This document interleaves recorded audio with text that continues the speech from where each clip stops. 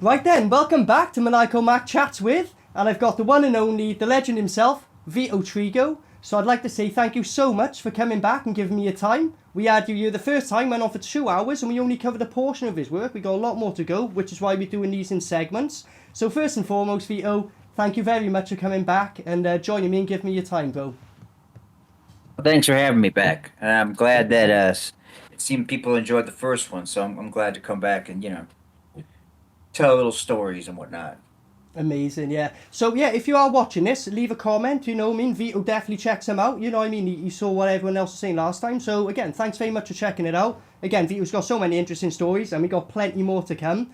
On the last episode, there was two things that I was meant to have mentioned. Well, one question and one thing that I didn't mention, so I'm going to mention it now. On Science Team, you actually got an award for Best Actor. My bad, I can't believe I didn't mention that, but congratulations, bro. That's absolutely amazing. Oh, I mean, yeah, it was a Scaricon. Scaricon gave it on over to me. It was nice. I mean, I was at my day job when the second cop, Michael Merchant, he like messaged me like, Vito, you won the award. You won the award. I was like, what? There I am like Amazing. at work. I'm like say this and say that. And yada yada yada. It's like I already have the award. I was like, oh, okay. Oh. I was like, whatever. I already got it. So, But amazing, but congratulations on that, and well deserved, man. You literally went out of your way for that. Well, let's check the last episode. Vito goes into detail some of the things went through, like reshoots and all sorts of stuff. That was yeah. fair play to you. Well deserved, bro. Well deserved. I, Talking I of I science, remember T Mac. I remember the biggest thing about that was like who was in the nominated category. Oh That it yeah. was the character of Xander from Buffy. He was one of the Oh. nominees, and I was like, whoa, because it was just it was the first time being like in a category with somebody that had a higher echelon of performances, a little bit more body of work to him. So I was like, wow. So I don't know, it felt a little like you know interesting being in the same category as somebody who did a large body of work, or had Yeah. like standing to him. It was like, oh, it's Sander from Buffy, So Yeah, of course, man. Even like pretty much, even if you haven't seen Buffy, like you see a picture of him and go, "I know that guy." He's that kind of guy, yeah, isn't he? So, mate, that's wicked. Fair play, man. Wicked, wicked. Jungle is massive. yeah, yeah. So I remember I was jokingly saying to a friend, I was like, I kicked Xander's ass. I kicked his ass. Yeah, You but actually did, bro. Fair fucking play. That's amazing, bro. yeah, Oh man. The other thing I meant to have asked on Science Team, we bring up Drew quite a few times, the director. I did yeah. actually ask, like, cause we'll speak about him more in the future, cause you do work with him a bit more. But like, how was your actual working relationship with him? I never really asked this. We went through a lot of things, but I never really asked how your working relationship was together. Like, in general, how did you find it with Drew? But it was pretty. I mean, what's the word I want to find?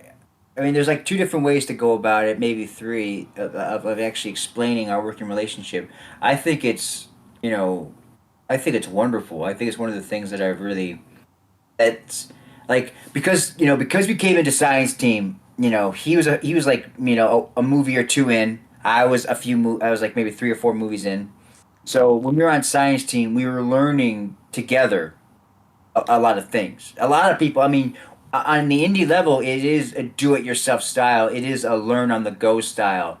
You figure out things, you adapt, you adjust, and so a lot of things learned on science team. Some of the things you learn, you move on and you learn. You learn like, okay, I won't do that anymore. Okay, I'll do this because this worked, and then you move on. So you take the good and the bad. You take all these things that you learned and you move forward. And one of the things that worked really well was my working relationship with Drew. That through other projects has not changed. We collaborate very well.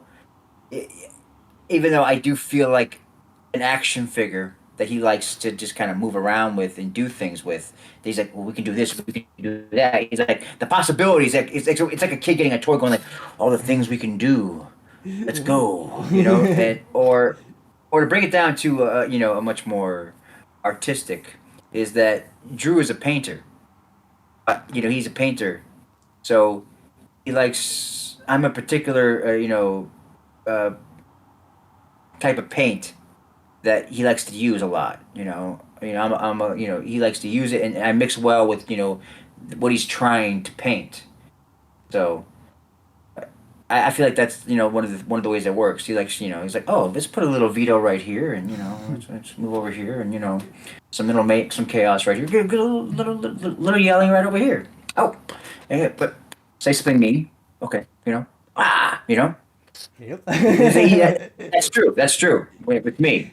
So, and on science team, we did like something that was used on Doctor Strangelove with Kubrick and George Scott, where we had a regular take, like my take, and then a crazy take. It was like okay, that yeah. kind of ballpark. But a lot of the time, we would just do crazy takes, which is why there's this energy to the movie. So and and I think that was like that's kind of the thing that we would do. And like later on, like we'll talk about other things where he would just be like, we had that relationship where he'd be like we like would discuss something beforehand, and he'd be like, let's do a dramatic take here, I was like, okay, cool, you know. Or let's play with it a little bit, get a little mad when you're doing that. It's just like little like adjustments, a little and he likes actors to bring stuff and let them work in front of him a little bit, but I liked getting to the nit and gritty of what he wanted. That's me. It's like what do you want, and let's try to accomplish that. So, Oh, okay. but Amazing. our working relationship is great. It's one of the things that I'm always like, why I will always come back. You know, it you know because life goes on. You get ups and downs and here and there and COVID and everything. But it's like it's the thing it's those positive things you hang on to. So Certainly. Oh, that's amazing. Because, said, massive shouts to Drew. If you haven't checked out, there's another movie done. I checked like years down the line called The Taint.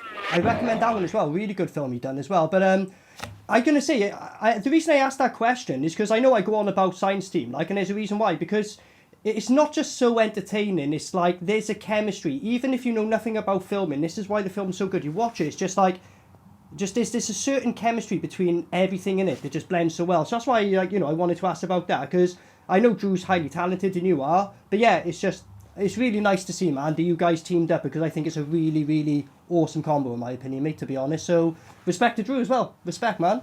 Respect.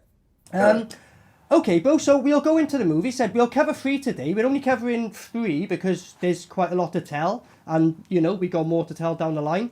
So in 2014, you did a short alongside Zach Amico, your best bud. And I believe Seeger Dixon produced this one called Rumble Con, where you play a character called Brad. Who wants to see a wrestling match? Who wants to see Yeah. a wrestling match, huh? A wrestling match for free. Yeah, fuck right, go on. Come on, get violent. Yeah, I want to see some violence. Let's have a wrestling match between me and you, old man. What Yeah.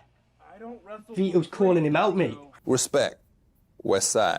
Vito signing autographs for them. Over 5 hours of the same 5 moves over and over and over. Come on, old man. He's chucking his fucking merchandise all over the shop. Oh, shit. Oh, he smacked the guy in the head then with a table. That looked pretty genuine. You're basically up-and-coming wrestlers, but then this whole story is kind of like about you trying to break through, and then it's got comical aspects, I suppose. A bit jackassy in the sense of like you paid money to have shit done to you and that. We'll talk a bit more about that, but how did you originally actually get involved in this one? Like, did someone approach you on this one? What happened there, man? well, I mean, this is the connecting threads of like Return to Nukem High, because Seeger Harrison Dixon. I just love saying his entire name. Seeger Harrison Dixon. He was the art director on Nukem High. He was the art director on Science Team, and we're all pals. I mean, Zach and me were pals. We're wrestling fans too. I mean, we went to wrestling events together before RumbleCon. Oh. So this is the brainchild of Seeger just wanting to do a wrestling movie with your buds, your pals. I mean, that's what it really is when you get down to it. So and he wanted to do it, and he just threw the idea at me and Zach. And me and Zach were like, yeah, and so he just came up with the idea of the convention, and wrestlers trying to put themselves over.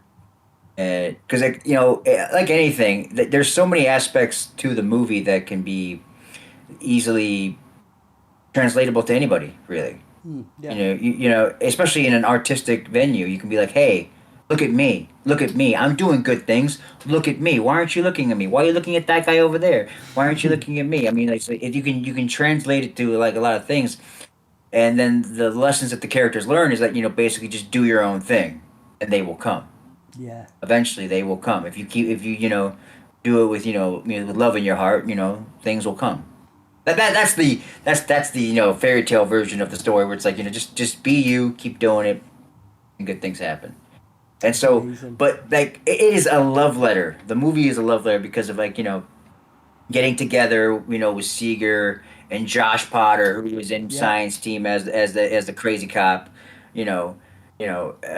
Getting together and doing rehearsals and figuring out wrestling. Figuring out the wrestling moves that we were going to do at the convention. Those rehearsals were just so fun because all of us together figuring stuff out and and just seeing. There was one moment like it's not even we don't take chair shots like directly in the movie, but me and Zach wanted to just try it out because it's kind of like we realized that we had never been hit by chairs like that, so we were like, okay, let's do some test shots just to feel it because wrestlers we have so much respect for wrestlers that we wanted to just give it a go. Hey girl, we want to give it a go. So so we we do we're testing on each other, and there's this lovely video of just like Josh he's just like, oh God, why are you guys doing this to each other? Why? It's like, oh, it's so wonderful to watch his reactions to us. Not going full force, just kind of just wanting to feel it. Recording. Recording. All that rehearsal period was just so fun and so wonderful. It was just so like, yeah, let's get there. And I remember like Josh even was like, I don't know what we did, but he was just like, I've come to like something where he just like realized that if Vito would destroy me if I ever got into a fight. to that degree, he like posted it and everything, and I was like, oh wow, what did I do? Oh. The RumbleCon going on right now. Oh God, what are you guys doing? Oh my Lord! Yeah. Oh wow, are we going to get another Matrix moment? He's back. Hello, hello. He's the star of the show. She turned off the light. Oh, she turned off the light. She's like that. Hey, I want the limelight. Hey, but bump. Yes. Dad jokes from Maniacal Mac. You're every day, mate. You're every day. Saying that, mate, something I got to ask about. You sent me a little video of a little clip. There's a scene where you're getting flung across the table. Because another thing we mentioned, again, you're doing your own stunts in this. Well, saying that, uh-oh. Again, Vito doing all his own fucking stunts. But the clip you sent me, Zach's about to fling you. I don't know if you tripped or if he missed it. Josh. Oh, Josh, sorry, Josh. Is about to fling you. And you literally go whack into the table and it's like, bro, that was a hard slam, like, whoa, like, were you alright after that, bro? Yeah. Yeah? I barely hit the table. My hand caught most of it. Oh, right, because on the clip, it looks like my off again, on again injured hand caught it. Yeah. No. Yeah. Man. But mate, it's like it's so funny though, like as well, because like like I said, with the stunts, like all of them you're doing yourself and that, and this is something as well you mentioned in indie scenes that a lot of people don't realise. With these indie films, you don't have the luxury of like going, oh, we're paying a stunt guy. What, a stunt guy? There's no such thing as a stunt guy in some of these things. So again, all these, a lot of people need to realise you were doing yourself, and when you getting flung over the table, blatantly you. Like, was there anything that happened on set where anyone, besides you getting it in a table, was there any other things that happened on set accidentally? Well, I mean, it was all like only one thing happened to me that actually got hurt, and it was during the big scuffle. Now, this is the thing that's like, yeah, you see that when you watch it, I'm doing a lot of like some some big stuff. Like, I'm getting like up in the air and on a table, and that initial stunt is me flying across the table, So, but the thing that hurt was a double clothesline, and it was only because the floor had a little water. Oh. And so when I took the hit and I was committing to the action, I slipped. Oh shit! Yeah. I slipped and I fell back and my head hit the ground because I lost my balance because I didn't have, because of the slipping water. I was like a second off from my reaction. So I was like committing to the motion, but I slipped and I lost my footing. So my feet went up faster. So I hit the floor faster. Shit! So like I hit the ground. Your head. Jeez. Yeah, and it was funny. Nobody knows because it was in the take. It was this long take, so I was just selling to it, and it was funny because when the take was over, Justin Martell, my buddy, who cameos in the movie and helped out a little, The other guy for 10. Slap Vito for 10. he knew that I got hurt. I don't know how he knew because nobody else knew that I got hurt, that I hit my head really hard. So we're sitting down like in between takes, and I'm just holding my head. And he comes over with an ice pack and just puts it on my head very angrily. Like because we're such pals that there is, an element of brotherhood between me and him, and Seeger and Zach, where though it might come off like from a layman, like, oh, he's like, he just angrily did that. It's like, no, it's like, he's like, why you gotta hurt yourself like that thing? It's like, it's done with like some love and appreciation, which is different. It's a brotherly thing where it's like, he's like, oh, because he noticed it, gave me an ice pack and just gave it to me. He was just like, it's just one of those things where you're like, it's just one of those moments where I always remember it, So Yeah. Well, it's going to show he's got your back, man. He's got your back for sure. yes, he's got my back. There you go. Respect. West Side. Talking of that, because you mentioned Zach as well earlier, and there's a certain scene where they're getting staples, and they're stapling money into Zach. That was real, wasn't it? Well, so it's like Jackass. They pay him money to do shit to him, like. He didn't even flinch, fair play. Oh yeah. Zach is. It's really hard to put Zach in a box when you think about it, because there's so many elements to him. There's so many layers to him, and he will do that stuff on a comedy stage. So he so him doing that, but him to do that for a take and getting money stapled to him, it's all for the effect and for like people popping, because when you see that, you're like, well, it's staying there. You can watch it and it's just And wrestlers do that. Wrestlers do that. They staple each other. So wrestlers, they staple each other. So it's very, very accurate, So Zach is one of a kind. Zach is. There's no, I remember we were tempted to the idea of maybe me doing it too, but he was like, I don't know, you might, because like there's a little bit, I say this with love, a little bit more padding between the two of us. So. I was like, it might do a little bit more, but him in the bathroom getting all those suckers pulled out, because sometimes it's easier to get him in than it is to get him out. Let's put it that way. 100%, yeah. So you gotta tip your hat to that he get all these extra ones and everything, and then pulling them out later, it's like, oh god, that's the tough part. Fair play to him, hats off, man, because, as you said, he's getting phoned about it. What's that other scene where that other gentleman, sort of lands on him as well, innit? That was done really well, because when I looked at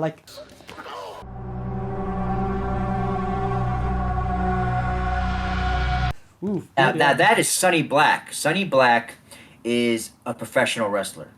He was a professional wrestler then and now. And he, just did a body slam, and I don't know, what's the word I'm looking for? Cross body, boom, right on him on the floor, and it looks one of those things where there's still some connection, but he did not fully smush him. You know what I mean? He took care of Zach. It's still two big dudes, two pieces of meat just slapping together. You know what I'm talking about? But He took care of Zach because Sonny Black is legit. Fair play Check to him him. out. He's online. He's on YouTube. You can look him up, man. He is legit. He is a big man who can do some amazing stuff. He can do a moonsault and everything. Just whoa, he's amazing. Yeah. Sonny Black is amazing. That's so So- cool. He got involved in it as well, man. Yeah, and also another wrestler on set was Gregory Black. He's the guy that I hug when I first come into the movie.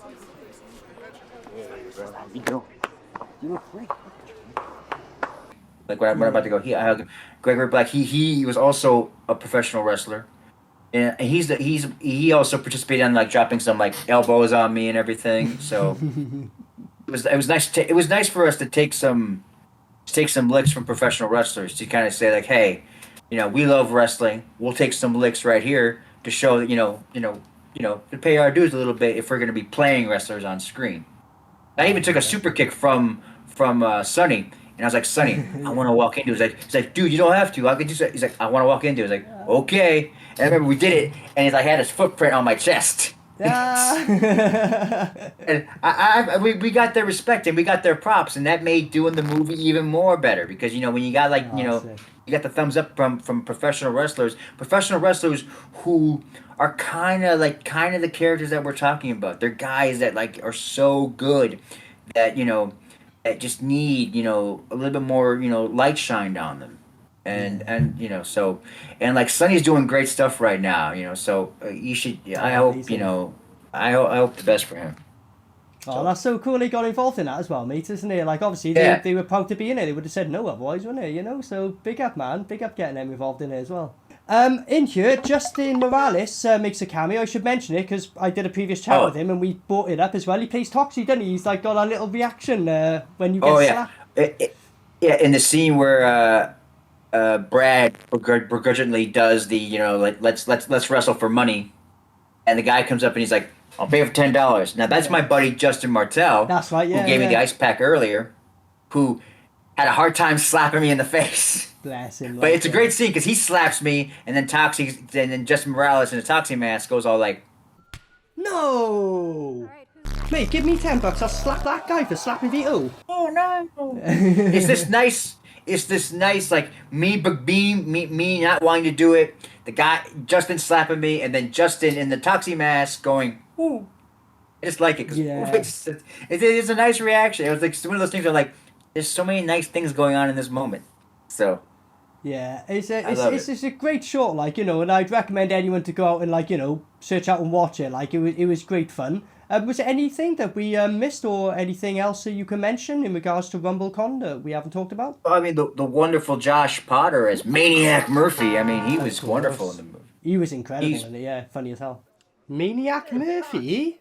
You're looking for an autograph today, Chief? That's my cousin. Maniacal Mac, Maniac Murphy, yeah. What's my cousin doing in this film? I mean, Josh was like, I think that Josh came into it like wrestling, and then at the end of it was like, had a much more big appreciation for wrestling at the end of it. You know what I mean? It's one of those things like, it's just, it's like the storytelling aspect of it all. I just remember just having such like fun, all of us having fun. Like, because like, and there's like, even if you show that clip where my me grabbing into the table, yeah, you see like like him immediately coming to see if I was okay. We were all like, we were all so tight, and it was just a wonderful experience doing that. RumbleCon. I just go back to like it's before I was talking about sparks, like that was a spark that you like, ooh, a spark. He's like, that was nice.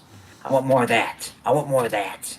Well, I have to say my last thing on RumbleCon would be to be like I have to thank Seeger for allowing me at this point in time the closest that I will ever actually be to portraying a wrestler or being a wrestler on film. So I have to thank Seeger for that, and that it came from a pal too. It means so much more, and I love that this may have also put the seed more into Zach diving more into professional wrestling, because right now he's a wrestling manager. And he wrestles on occasion. Oh, yeah. So okay. Zach went from being a performer, a comedian, a writer, director,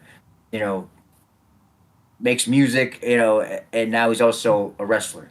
Wow, fair So play a to lot him. of Fair play. it's wonderful how RumbleCon, did that. So Yeah, that was like the so- seed, so to speak. Then the seed to get him into doing that, man. That's amazing. but it may have put a little bit more into his head that he can actually do it. And then this opportunities came up, and he's like, oh, why not? Oh, respect Yeah, for him, so- man. That's amazing. So Oh, that's it's actually funny because we were actually he actually works with Sonny Black Oh, at does Catalyst Wrestling. Yeah, Oh, right. he Oh, wow. manages Sonny Black. He manages No Sonny way. Black, and he invited me to a show with him and Sonny, and me and Seeger were in the front row, and I remember just like him coming up and like giving Zach a hug, before he would at the side at the ringside. So it's just lovely how it's like. It was like an unofficial RumbleCon reunion at this wrestling show that That's nobody knows actually about. really But cool. For That's us, actually really but for cool us, when it you think was. about it, mate. Yeah, that's actually amazing, bro. Yeah. So, there's too much love. There's not enough love. There's all the love in the world for those guys, and so I just wanted to talk about that, that little bit. So. Right then, so in 2015, you released, you were involved in a movie called My Bloody Banjo, directed by the great Liam Regan. You play the character of Mr. Sawyer, which I'm not just saying is genuinely one of my favourite characters I've ever seen put on screen. Ma, you can do it. You can do it. Go on, shoot yourself. Go on. Join your mum who died seconds ago. Go on. Mommy's waiting for you. Look at his Come mummy's on. waiting for you. Come on. Come on. Hey! Come on! Come on! Wait a Come on! Go on, white wall as well. He loved it. Whoopsie fucking daisy! This guy's awesome, man. He's What a no one's beat. I don't know if this when this psycho guy comes in, is he like the imaginary friend? Is he gonna be able to beat him? I don't think he is. Give a shout out to My Bloody Banjo. If you haven't watched it already, I can't recommend it enough. So with this one, my friend, you had to come all the way down to where I am, pretty much in the UK. How did you get involved with this one? And how, what was the story? Did you get involved with it straight away? Was it a case where you had to read the script a couple of times? What happened with this one, my friend? Well, once again, the thread of Nukem High extends to here, where I met Liam on Nukem High, and we kept in contact because he's a wrestling fan. I'm a wrestling fan, so we remember, always talking about wrestling here and there. And he mentioned a few times about getting involved with Banjo. At the time, he was just Banjo. And it was one character whose name escapes me, and then later he was like, "Hey, would you like to play the character of Styles?" And like sent me a script, which now at this time I was juggling a lot of projects. I was involved in theater. I was going back and forth. I was doing shorts. So it was just one of those things that I put on the back burner because having a ADHD mind, if you don't give me like hey, I need you to read this by this time or this, that, and this, it will. I start moving things like by level of needs to be done or importance. So in my head, I had a lot of needs to be done stuff before that script. And so I saw online that, he was getting the ball rolling with My Bloody Banjo. Yeah. It was still Banjo at this time. And I was like, oh, crap, man. I totally spaced on him. I screwed up. Because I really wanted to work with Liam because, I remember me and him watching, Mick Foley DVD, and it's just like, you know what, man, I want to hang out with that guy again, because you meet all these people that there were friendships like with Zach, where you wish you kind of had them earlier on in life. So it's and that's kind of how I feel about Liam, also. So I was like, so I sent him a message saying, "Hey, buddy, I'm sorry that I slept on not reading the script. I hope, no disrespect. I'm paraphrasing. No disrespect. Basically, hope we can work together later on." And he was like, "Well, actually, I was going to contact you about playing Mr. Sawyer." Now I had seen Confessions of Peltzer, and there was a Mr. Sawyer in that. So I was like, "Oh, so wait, it was like, so that guy, he was not coming back to the part." Oh, it's you, Peltzer. What do you want? But this guy is quite funny, to be fair. Peltzer, this is the 5th time in as many weeks that you've been in and out of that doctor's.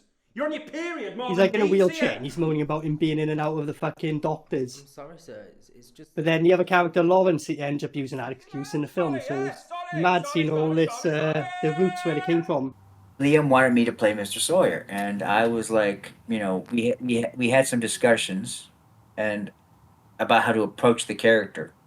Now, the pre-production was probably the most influential on playing Mr. Sawyer, because he told me, I want you to play him like a wrestling heel, a wrestling bad guy. And that was the most informative thing to me, because as a wrestling fan and as an actor, like I said before, we're like, if you tell me what you want, I'll give it to you. I'll try my best to give it to you. So when he told me that, I was like, okay, I'm going to go for the heat, you know. And that's another wrestling term. Going for the heat means getting the audience, you know, being a bad guy, basically. Okay. Going for the heat is being a bad guy, pissing off the audience, beating up the good guy, you know, that kind of thing. So I'm saying I'm just gonna go for the heat, you know. And then we started, you know, putting things together. I read for him, and he liked what I was doing. So that was like that right there was the easiest part of My Bloody Banjo for me. Oh, Was that part? Was the pre-production, was like before, you know, before I was flying across the pond. That was the easiest part, because then it became like, oh, I need a passport, and my passport had expired. Yeah. So I need to go to the government. I need to go to all these, like, you know, facilities and ask, hey, what do I do here, there? I gotta mail my passport. You know, I had to go take a photo at an official place. Actually, it was in a pharmacy in the back, waiting for like freaking half an hour to be like, hey man, am I gonna take my photo now? Then wait another freaking 45 minutes. I was there forever. So when I take that photo, I'm just like, I am so not happy with life. Yeah. And I was like, all you gotta do is take a photo. There's nobody in this damn store right now. I'm just like, I was about to pull a Karen up in here and be like, may I see your miniature? You know, all that kind of stuff. So I get the photo. I have to like send in. It's like a weird thing of like sending it in with my old passport and all this new stuff. You just be like, it's like putting all this stuff in a bag and be like, here, hopefully you'll send me a new passport, you know. And so, and the time that I get it, and then I got it back right away. It was like super fast. So like, it was one of those like, okay, all this bullshit, and I got it back right away. So I was like, okay, cool, because I had to send the info to Liam, because he was like coordinating the travel for me. You know? Right, yeah, okay, yeah. And he paid to get me over there, which was something that I was like, whoa. Yeah. You're gonna pay me to go over to the UK? I've never been to the UK. I've never flown international before. I was like, wow, Legend. this is awesome. You remember how I was saying before, like, I hope that every project kind of like moves a little bit further down the line. I was saying that before.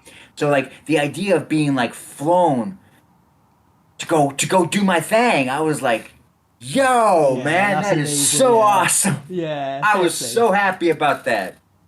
So.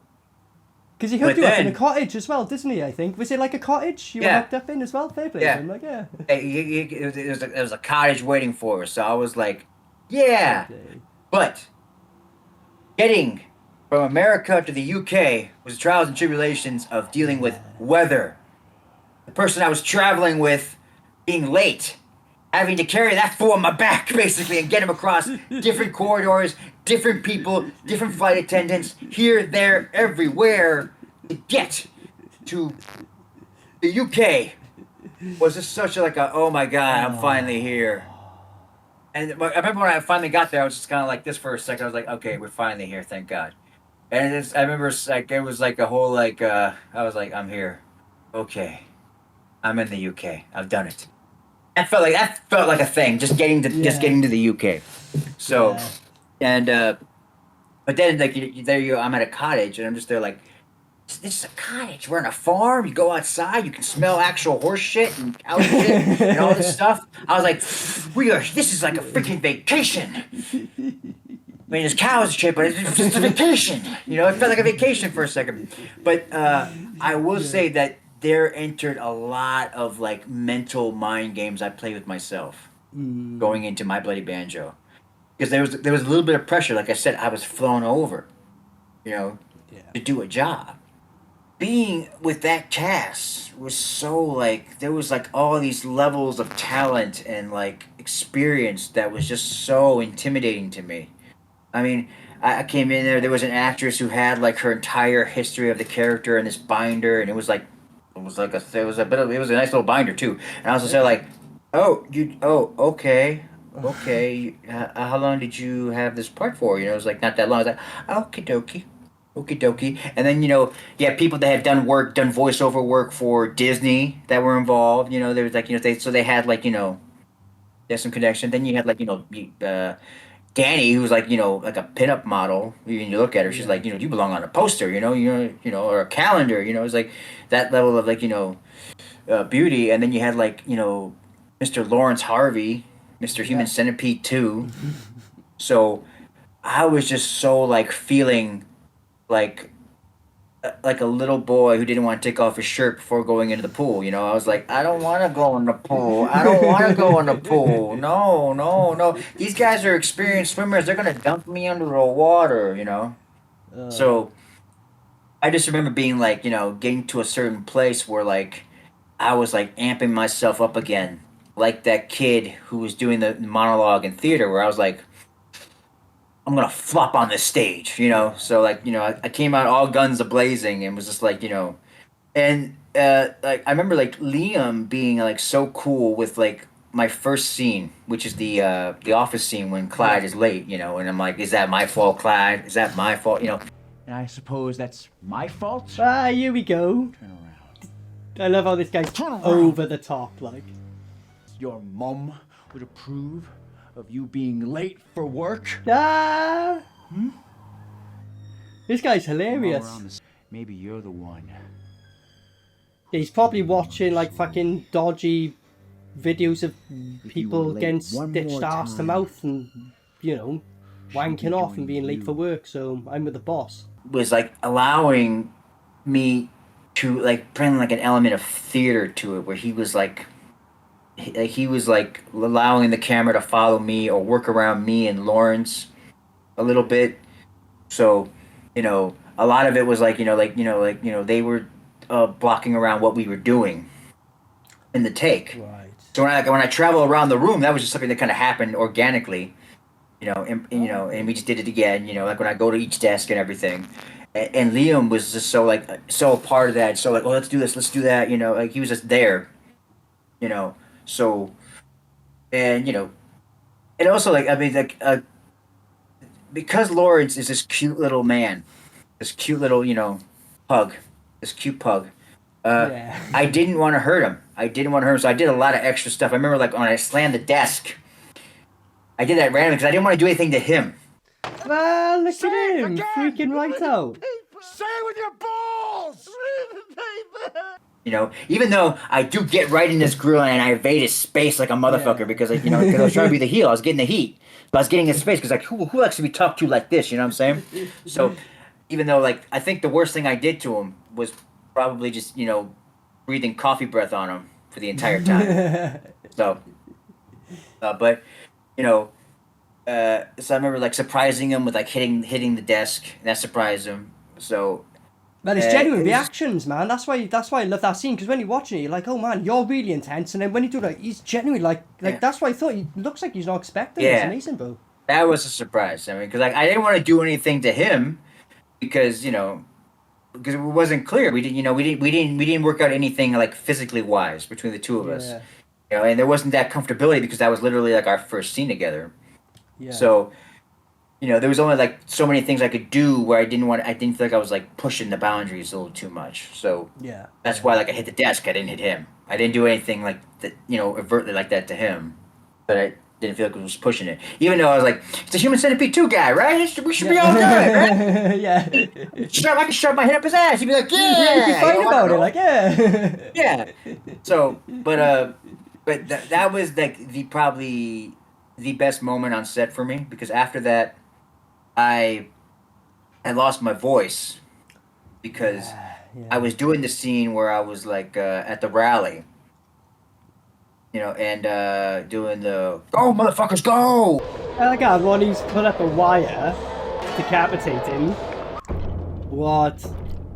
Is it going to be a twist where he actually put that up earlier? Or is Ronnie actually able to physically fucking do that shit? Because if so, fuck. Look at him. He loves it. And I think I put on the wrong shirt, my costume, because all of a sudden it was like really tight around my throat, and I was like, this is weird, and it just hadn't occurred to me that if I was yelling that it would strain my voice, because I was already dealing with jet lag and I got a little sick. Yeah. So I think that combo of like having that little pressure on my throat as I went, you know, Yeah. I lost my voice. I lost my voice, and so I had to struggle. It became a struggle after that to maintain the performance and to give Liam what he wanted from me. So I couldn't do where I had all this freedom in the first scene. I had like so much freedom. I felt like I could, there was nowhere I couldn't go. Yeah. Now, because of the limitations of where my voice was at, I felt committed to getting what was required of me. Yeah. Story wise, like, okay, I need to hit all this stuff, because if I lose my voice, I can't do that, and it just becomes a little bit more of a to do. Having to like ADR it later. Yeah, of course, yeah. Yeah, so I was just all about getting what he needed from me. But I always felt bad that I didn't do more and give him more, because think about it. Like he flew me over there, and I just felt like I was like, man, I didn't give you everything I could.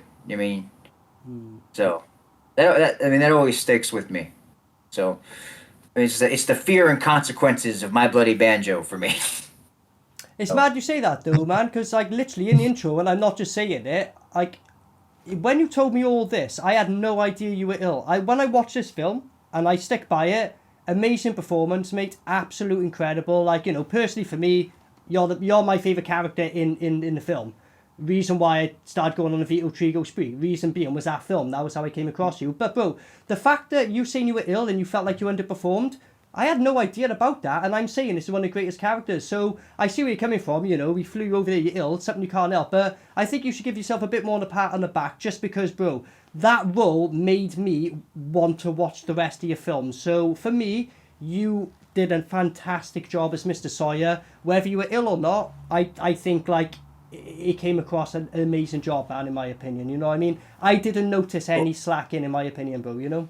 Well, I had to give credit to James, because James who plays Peltzer, who's a pal now.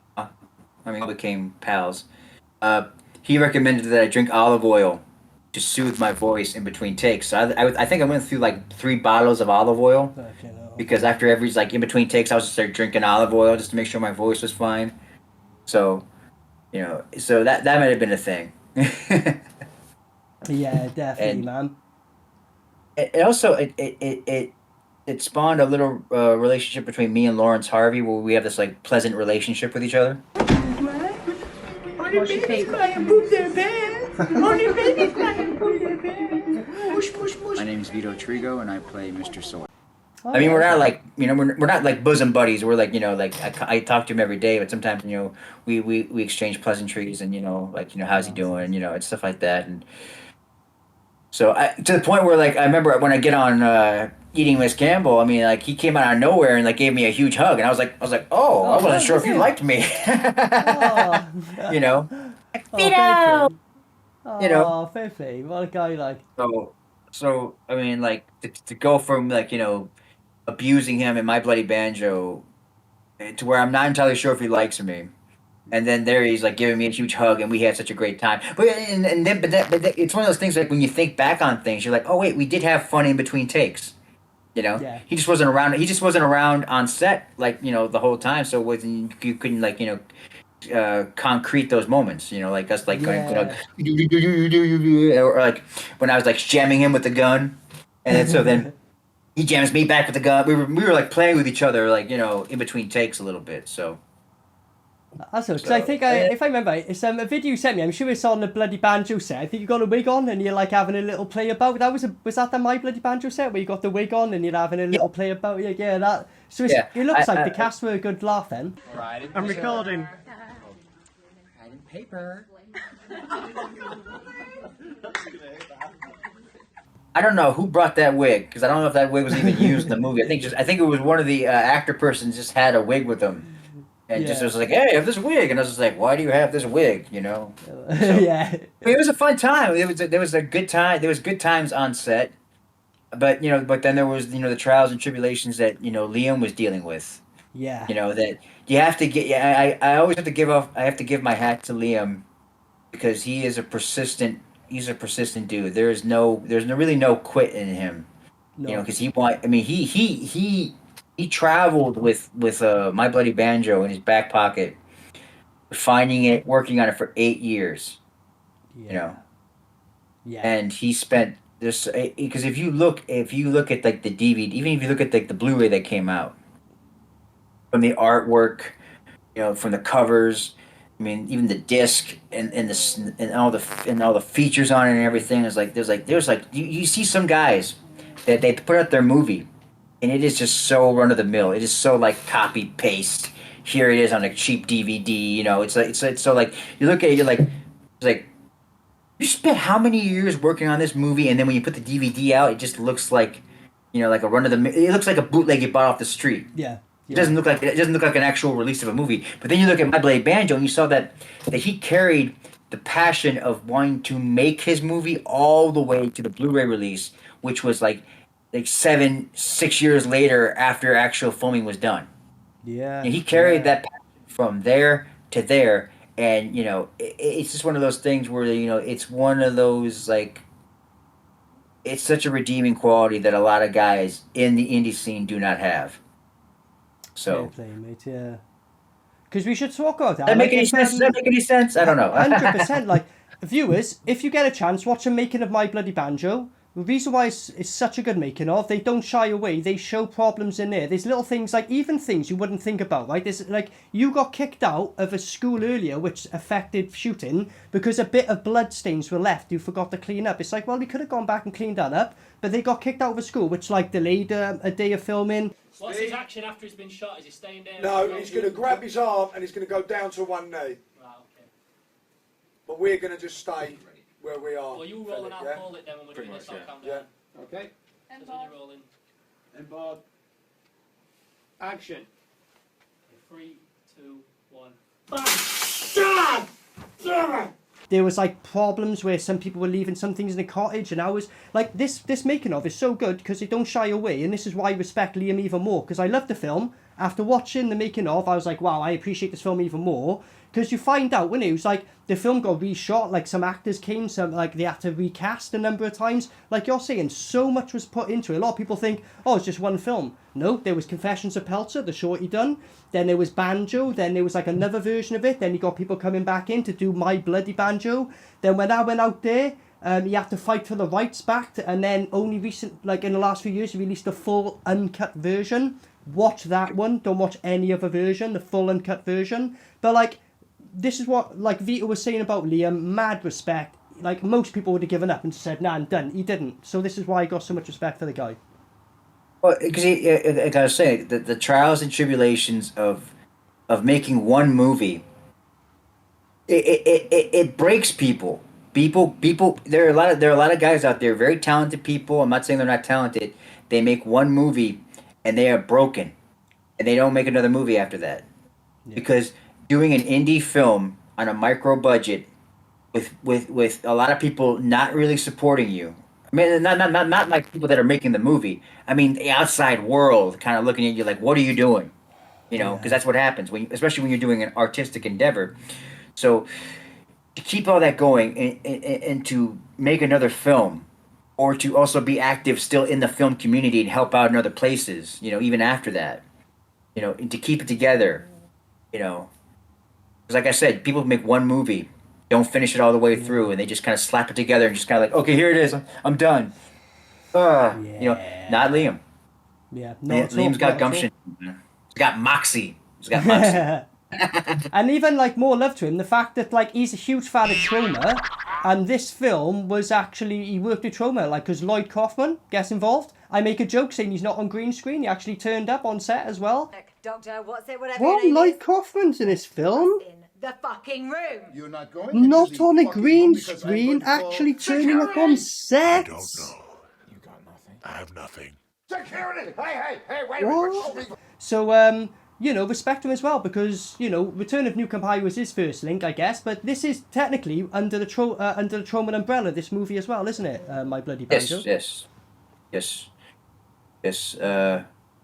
Having good old Lloydie on set. It was nice seeing Lloydie.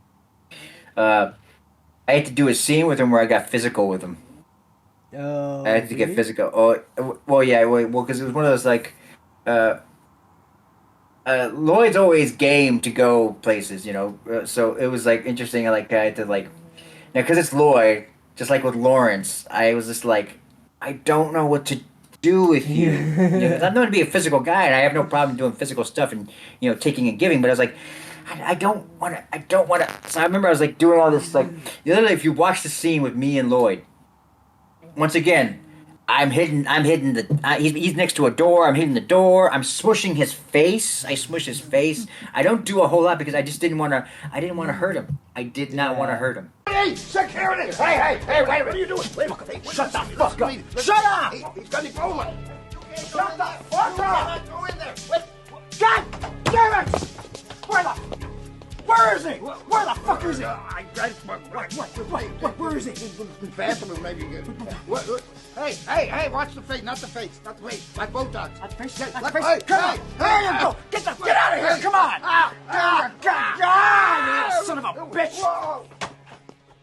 I remember later, he was hanging out with everybody afterwards before he had to leave, and he was just like, before he left, he was like, Vito, we got real, didn't we? We got real, and I said to him, like, we could have got a lot more real. Yeah, come on, man. Big hard man, are you? Bigger than you. Calling me short, you? Yeah.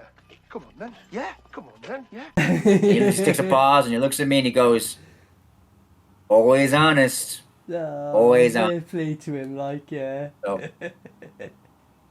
is it because I just didn't want anything to happen with him? I was so nervous having to do anything physical with Lloyd. And not because he's not at the time was very, he was very spry. He's still very spry, So it's like I just didn't want, I was like, oh God, I didn't want to do anything. I didn't want to hurt him at all. Because anytime that there's ever been a mishap physically, I take it very hard. If I'd done anything to him, I would have been like, jump out the window. Of course. I understand that. But it was just mad, because I wasn't expecting it. When he just comes in, I'm watching My Bloody Banjo, I'm like, what the Lloyd Kaufman, they were so cool, man, to see him in there. But then he is in a lot of Troma movies, and fair play to the guys. He's dedicated. I gotta give him that off.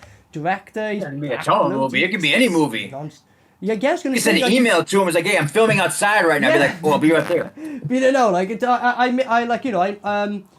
I'm in Australia. Oh, give me 2 days. I see you soon. Fair play to him. That's awesome. If it's in Australia now, he just does a green screen and he'll be like, I'll be there. I'll be there right now. Yeah, literally, in 5 minutes, I'll send the footage over. He's so legend, man. Cool. But I got a lot of time for Lloyd. Like I said, love the film for time, and he's just a good character. I can't travel. I cannot travel. The amount of traveling that this man does at his age, I hate traveling. Yeah. But he travels everywhere. I'm just like, how the hell I need an hour to myself before I wake up in the morning before I do anything. I wake up early. Minimum. I like a process of waking up for me. I'm like, oh, okay. You know what I'm saying? So the idea that this man travels so much to conventions and places to film. Oh yeah. And at his age, I'm just like, wow. Okay. Yeah. Is it on Facebook every time you'll be every day I'll be seeing him somewhere? I'm like, wait, what the did you exactly. sleep? Do you sleep? I guess not. I can't. I guess not. I can't do it, man. I cannot. I can't do that. I'm like, hats off to you, sir. So. Fair play. So with My Bloody Banjo, right? We'll talk about this in the future, but there was a sequel, shall we say? We'll again speak down in the future. So this ain't the last time you hear from Mr. Sawyer. But on the set there, was there anything else that we haven't mentioned, or any other stories you can think about My Bloody Banjo that we haven't brought up, my friend? Well, I mean, it was a little thing that that more affects me personally was that I sparked a friendship with one of the actor person's daughters. You know. Oh, okay, yeah. Yeah, and it was just one of those like in this fog of disappointment with myself after losing my voice.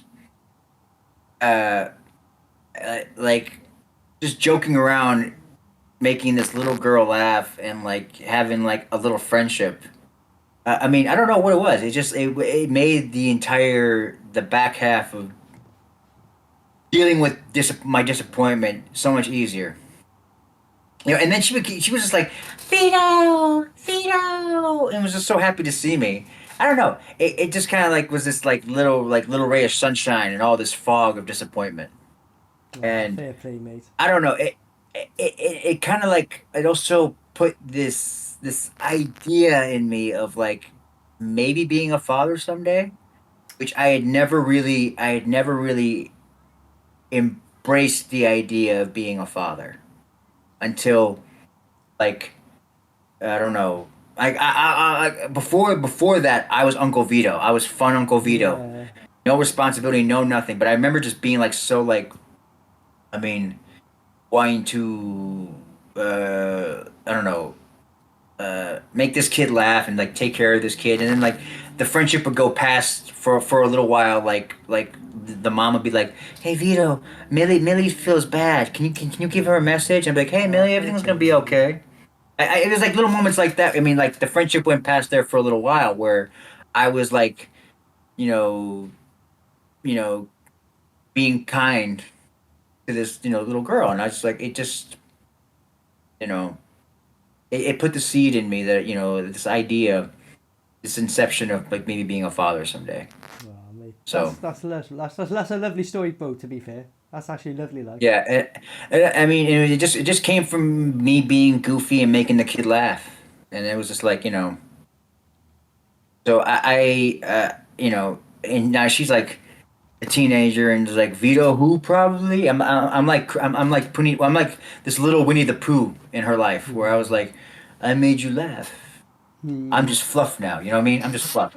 So, but like it's just one of those things where sometimes people don't realize the impact that they have on them, you know? Yeah, certainly, Like certainly. this girl, this little, I mean, and you gotta think like the mom Kelly, which is funny that's funny. Wow, That's funny. That's funny. madness, yeah. That Billy's mom's name is Kelly. It was funny. It was like weird. Okay, mad, yeah. That's a weird little Yeah. like a foreshadowing in a way, but that she was cool enough that it wasn't that she was like I think she just saw the positivity of it. I don't know, maybe like positive male figure. So I was like okay, but yeah, that was a great moment. Great little friendship. But as I said, like now she's a teenager and like, hey, things move on. Yeah, of course, mate. But the thing is, you were impactful on her life, and like she was impactful on yours, man. So that's like that's lovely, that is, mate, innit? Like you said, all the stories you feel that were bad on set, you got that beautiful one to tell. But something like just something I want to mention as well. I want to give a shout out to Mike Fink. If you know Mike Fink, he's done loads of like Mr. Sawyer designs, like his own little designs and that. Mate, it's awesome. Like he like I've seen some of his designs. Like, he'll send over the ones with like you versus Jason and things like that. I just want to give out a shout out to Mike Fink because he's made Mr. Sawyer. He makes me want to watch Mr. Sawyer versus Jason, Mr. Sawyer versus Freddy. Any of them, bring them on. Like, you know what I mean. So I just want to give a shout out to Mike as well. now to like kind of like have a little more like now me and Mike it came from a place of like we met each other at the Small Castle premiere of Eating Miss Campbell. And right, okay. he didn't know that I was Mr. Sawyer when we actually met. We met outside. I was sitting on the bench waiting for my ride at the end of the night. And he didn't know that I was Mr. Sawyer. Really? And he was still cool with me. It was like, yeah, and he didn't know who I was.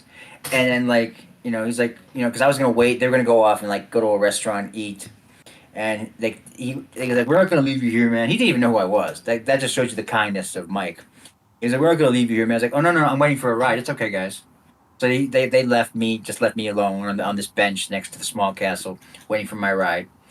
And then later he's messaged me. He's like, hey, man, I didn't know that you played Mr. Sawyer, man. I would have told you that, I love you, that you love Mr. Sawyer. Respect. So that kind of sparked a little friendship there, and then we started doing promos together to promote Eating Miss Campbell and Troma events. Right. And then from there, it's just we just have this like friendship / artistic relationship, you know. That is, it's the beautiful thing where like you just meet somebody, and then you just start doing some art, and now we're pals. He's a pal. I can say honestly, he's a pal, and you know, so. Yeah. So yeah, that's one of those wonderful things that comes from doing something like this. You meet somebody, because like if you look at like our life trajectories, they would not have crossed if it wasn't for this movie. Yeah, you're right. Yeah. It's one of those things. So yeah.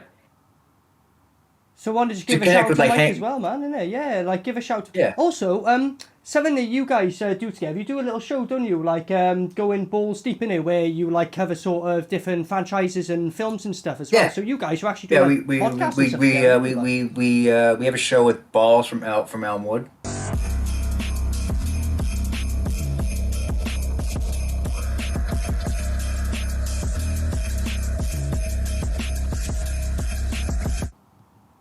And Chrissy the Troma fan, and Francisco Lopez is on there. You know, right, we all get together and try to talk about movies. Sometimes, you know, we veer off the course, but hey, we'll keep it going.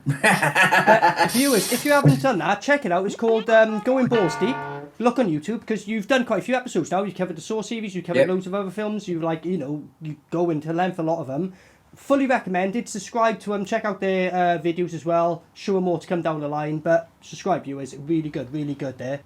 Right then, so the last one we're going to go about today was a movie that came out in 2015, so the same year as My Bloody Banjo. I believe you did film this after My Bloody Banjo. You play a character called Wayne, and it's a film called Pigpen. Now, this movie, the role you play in here is very serious, dramatic role. You play the role of Wayne, who was like an abused person who kind of put that abuse on to a younger kid. So we're really following a young skater kid. You come into his life due to his mother. You start seeing her. You know, you're very abusive to her and him. He ends up like kind of leaving home for a bit, and then the bulk of the film is that, and he comes back to kind of have a showdown with you. Playing the role of Wayne, I need to ask, man, like, it's a very, like, intense role, and I know you're known for your intense roles, but this is intense in the sense of, like, this guy's basically a psychopath. He's fucking crazy, you know what I mean? Just want you to think about it. This is gonna happen soon. Even worse, like, you know, you just know it's just a matter of time till he flips out on you. It's like, is it today, tomorrow, day after? Fuck. Good job, by the way, Vito, man. Like, you play this character well. Fair play to you, mate. Respect. What attracted you to the role, and how did you get involved in it? Like, were you approached with this one? Well, how did this one happen, my friend? Well, now this was co-written and directed by Jason Koch. And now Jason worked on Return to Nukem High, doing effects, and some of the monster in that one. And then, you know, he did monster stuff on Science Team. That's right, yeah. So we had a bit of a relationship. Once again, the connecting threads from Return to Nukem High, kind of like spawning out to different projects. Yeah. And Jason, I think, wrapped his head around the idea of working with me on Science Team. He was something about Science Team. He saw me like sprinting each take on these takes and not like giving it my all every time. He said this to me, that every take I just gave it my all. There was no, I'd be like dead tired, and then action, and just go. Fair play. So I don't know, something about that. I think he just wanted to work. He wanted to work with me after that. He's like, oh, I want to work with you, man. You know. Amazing. So we started like figuring out things. We did like a promo together. It's like we were juggling two projects to possibly do. It was like one that was gonna be very like biblical and, you know, the human condition kind of thing, you know, and then Pigpen. These two projects were kind of just there, and Pigpen seemed to be the production-wise easier one to do. Right. So we decided to do Pigpen. Yeah, so we decided to do Pigpen. Because like there's early production photos where it's just me. I didn't know how to dress the character visually. You know, there's like an early production photo where it's just plain old me in the in the production photo. It's not Wayne yet. I haven't figured out Wayne. So, and so we decided to do Pigpen, and now this was happening around the same time as My Bloody Banjo. So I was kind of juggling the two. I had the two scripts with me basically, and so when I came back from My Bloody Banjo, I had maybe 2 or 3 weeks before I went to go do Pigpen. That soon? Wow, I didn't know it was that soon. I thought there was a bit more of a gap there. Wow, fair play. Maybe in a month. Maybe a month. It's quite soon, though, isn't it? From one project a month after. That's fair play. It may have been a month. Yeah. May have been a month and change. Now I might be combining it a little bit because of we had rehearsals online a lot, and we were doing a lot of stuff, and I was messing with my appearance. So maybe I'm putting it a little bit closer together because of all the time I spent thinking about the project before actually going to go film the project. Yeah. So that kind of happens because I went through a lot with because I was doing the backstory of Wayne, and I was thinking that he's somebody that he carried his institutionalized life with him wherever he went. Yeah. Because he was in, foster homes. He was probably in juvie. He was probably in, in jail and prison. So I feel like he carried that with him. Yeah. Yeah. And there's sometimes that thing where I love you so much. I love you. I love you. I wrote her in today because I'm telling you she's a better that he carried his institutionalized, life with him wherever he went. Yeah. And that's why he has that, the intimidating, ridiculous beard, Yeah. Which I based on a character from Oz, Tobias Beecher. Oh, wow. I remember seeing his beard in the second season when he tries to be tough. Right. When he tries to be tough. So I kind of based that beard on him. On Tobias, second season, Oz, Tobias Beecher. That's mad. Okay, that's mad. Yeah, because the thing about when you go to prison, you don't want to look pretty. You don't want to look pretty. You don't want to look appealing. So you do things to Lilu, get out of her. Oh, she's back again. Are we getting a deja vu? You see the light go down. She stepped on the light. Back right now. So I had that thing. So there was from a visual aspect. I started putting together the pieces of Wayne, Right. Okay. See. I remember we even teased an idea of it being a little bit like Gary Oldman in A True Romance. Really? Okay. Yeah. Okay. We probably go into that area of he's really misrepresenting himself. He's like because in Gary Oldman and True Romance, he's yeah. Yeah. This white boy did? Yeah. I didn't know this was white boy did. I didn't know. Yeah. I believe it's a white boy did. You motherfucker didn't think it was a white boy did. What the fuck? With dreadlocks in it, Go bring it down here. Gary Oldman. I love Gary Oldman. I love True Romance. The first time I saw that scene, I was like, "What? That's Gary Oldman!" It blew my mind. I couldn't believe what I was watching. I was like, "That's Gary Oldman." I think my favorite line is when he's like this. He's like, "There's been titties on that screen, and you've been clocking me." He's kind of got a point. I was like, I know I'm pretty, but I ain't no prettier than a pair of titties. I was like Gary Oldman, my God.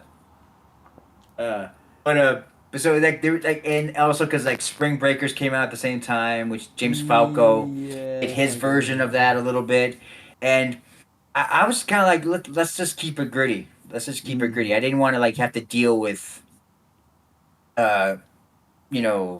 possibly walking the lines of being very offensive in another way, Yeah. So I see what you mean. because I didn't want it to distract from the gritty story that we were trying to tell by going too much. So that's why I made a lot of it you are all in a mood today. You don't see the 3 other cats that are over here just hanging out. Well, 4. Tell them their interviews coming next. Their interviews coming next. We haven't forgotten about you. Just wait for your interviews. Yes. But, so, because he didn't want to distract from the story. So we just kept it a little bit, more of a visual thing as opposed to, what he said, how he says and does things. Even though there is that element to it where, Wayne is like a tea kettle. It's kind of waiting to go. Yeah. He's like that. Yes. Whereas like Sawyer, his anger is much more explosive, and Chips is much more reactive. He reacts so much in the moment. Yeah. There's just a different. So some people be like, "Oh, you just do angry." I'm like, there's different flavors to it. It's not all the same. It's not all the same. Yeah. So, I mean, and people think, "Oh, being angry is easy." I'm like, not the way I do it. I get fucking tired when I get done. I'd love to see someone do it. I didn't recreate a scene from Science Team. I'll watch it and it'll be like that. Dud, mate. You shut up. Shut up. What are you talking about? But with Wayne, there was just so much that had to just kind of be oiling to the surface. It was never like straight away. There had to be that like maybe he's a good guy, but then he's not a good guy. Not at all. Because at first you're not sure. You're like, hold on, but then like they make it quite clear what he is like. But yeah, initially you're kind of like, is he maybe just a bit strict? Is it just his way? But yeah, so I like the way they did that. Fair play, man. They actually got that character down well. Like, because again, talking about like sort of doing your own stunts, physicalities. Good thing you mentioned the physicalities, actually, mate. In this film, there's a certain scene where you're getting hit with a hammer. You showed me a picture of the after effect, and your back is basically red and bruised. Like, that's not acting. That really happened. Like, tell that story about how, like, all the hammer marks on your back, man.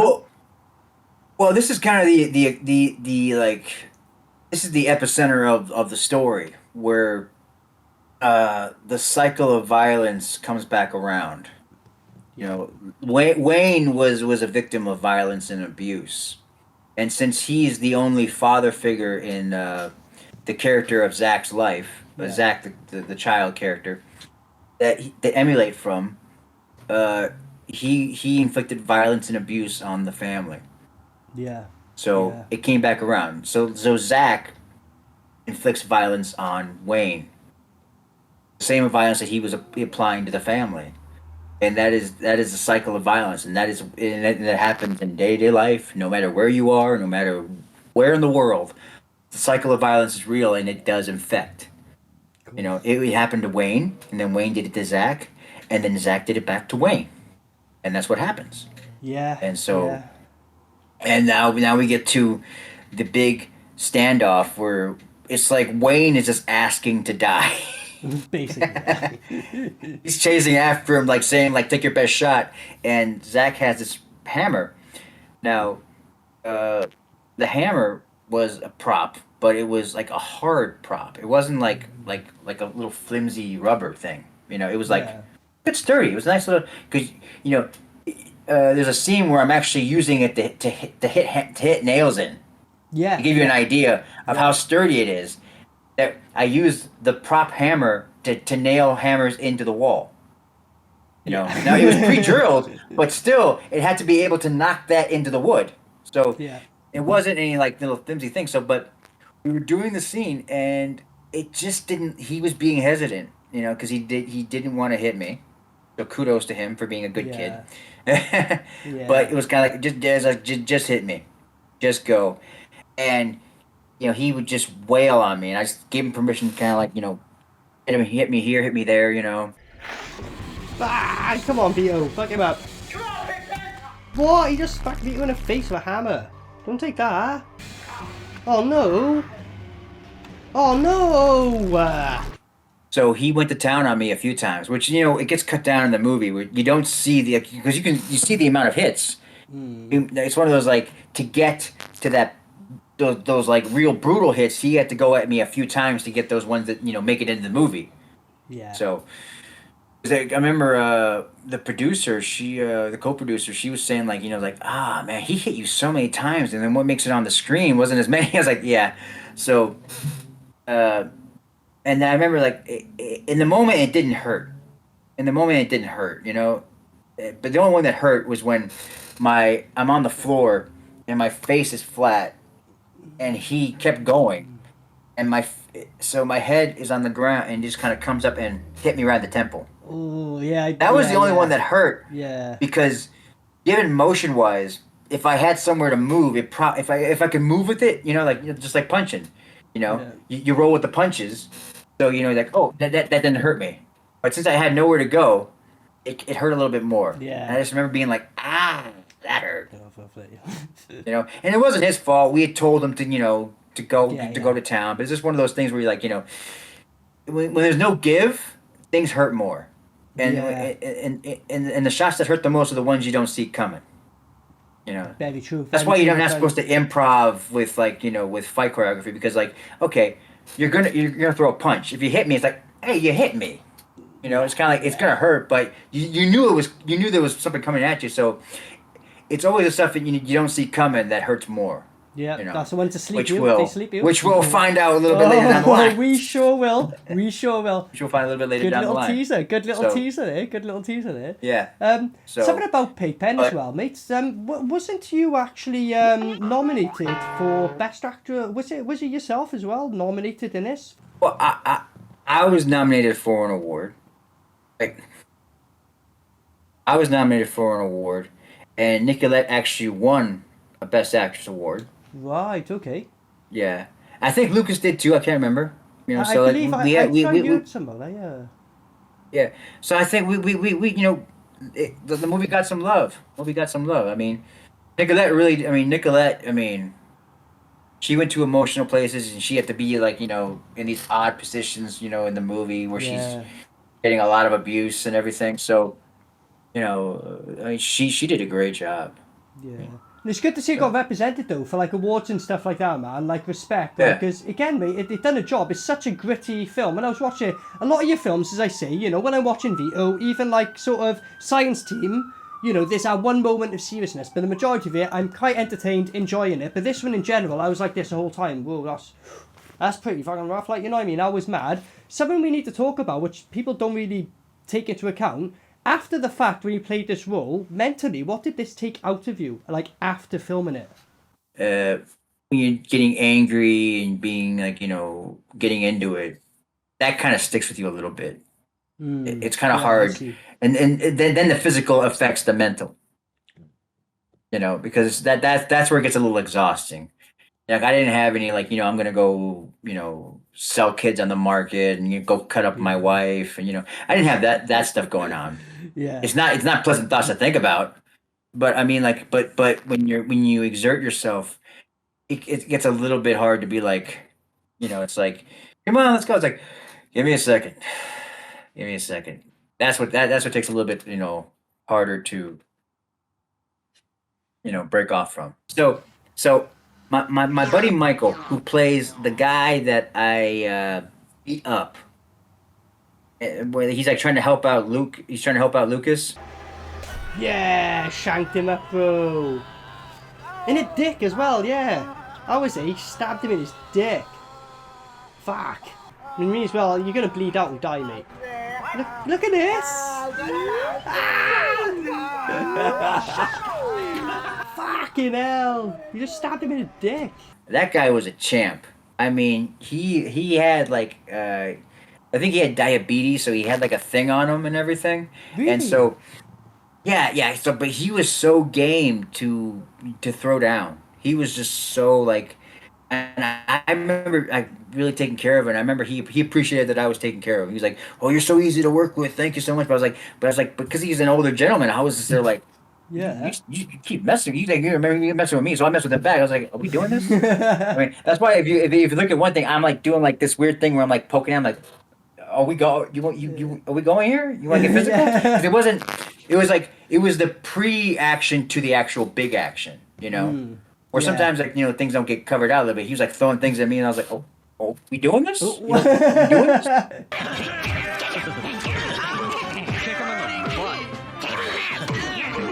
We doing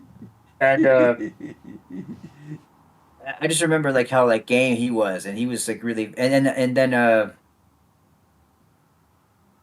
then my little buddy, my little big giant. We had this weird of mice and men relationship in the movie. I'm bossing him around the whole time. He was great. I loved working with him. because he was game. He was scared. He was such a cool cat. He was like, "Hey man, how you doing, man? We're doing this thing." And he'd be like, "Oh geez, we're doing this. Oh God, man." Like, he was. I love working with him. I like it when like you can get these little bonds, and he was great to work with, too. Oh, amazing. And I just remember, it's just kind of cool like this, like like doing all that stuff and like being. And I remember like setting up the scene for Zach's character to get for the Russians to come mess with Zach. Yeah. I remember Josh just being like, I'm like moving around the room like a madman, and Josh is there like, I'm not gonna fuck this over, Rick. This is the one thing in your life you're not gonna fuck up, right? Yeah. Be back soon. what are you doing? I remember he was game for. I remember I grabbed his face and he was game the whole time. It was just it was like a. I mean, I just want to give a shout out to those two guys because those two guys. I mean, to allow me to do my thing and to play along too is just so wonderful. I mean, I just wanted to give a little nod to those guys. So. No, respect, man. Like, awesome, Boo. Was there anything else you could think of mentioning in regards to it now, or do you think that is everything covered, my friend? I mean, I lived in Jason Koch's basement for 2 weeks. That's right. Yeah, you had to live in his basement. We need to talk about. I lived in his base. I lived in his basement for 2 weeks. And I hung out with his dog and his cat. Damn dog ate my apples like whole. I'd have my apples there for myself, and dog would come over and be like, "Oh," and be like, "Eat the damn apple whole." Damn mine. I was like, "Is that healthy?" I don't know, but yeah, the cat hanging out with the cat. That was, just 2 weeks of living in a basement, thinking about this really intense movie. It's mad, Yeah. like, fair play. Because when you think of actors, you think like, actors, luxury life, they'll be in a hotel put up. No, you living in a basement to film a film. Like, people don't realise the realities of indie filmmaking, do they? Well, yeah, it was a little bit of a back and forth. Because I just did my Bloody Banjo where there was a cottage. Yeah. And then there was like a couch in the basement for the next movie, Yeah. And, so it's just like I don't know, it's just a back and forth. It's like, okay, you got to go back and forth a little bit, but in my head, because of me not feeling like I got the job done in my Bloody Banjo, I gave it 110%. I tried to give it 110% on Pigpen to make up for that.